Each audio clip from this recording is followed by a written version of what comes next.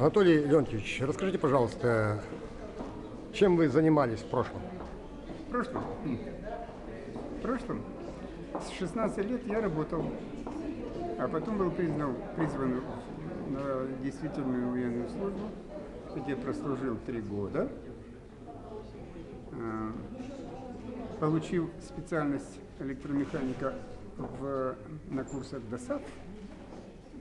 Мне пришлось в течение 3 лет отвечать за энергетику хранилища с ядерными боеприпасами. В каком вы звании?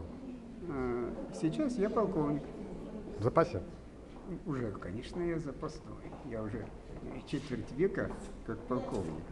50 лет с погонами. Вот так. Так, а вот по поводу присяги. Служу Отечеству, либо служу Союзу Советских Социалистических Республик. Какая-то у вас произошло изменение?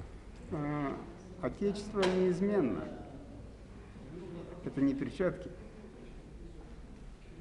А то, что его несколько по-другому называют, так это дело политиков. Так, а, вот А наше дело служить своему народу. Так, а с чего начинается Родина? У меня начиналась она с Казахстана, я там родился. Потом семья переехала на Украину, я там вырос и там срочную служил. А потом я служил здесь, в Монголии, и снова вернулся сюда. Ну и здесь мои уже корни. Как вы относитесь к спорту? А вечный спортсмен. Чем вы занимаетесь? Каким видом? И сейчас мой главный спорт это гвардия Отечества. Да, а мой профессиональный вид это ручной мяч. Благодарю. Дай Бог здоровья. Да, и вам также.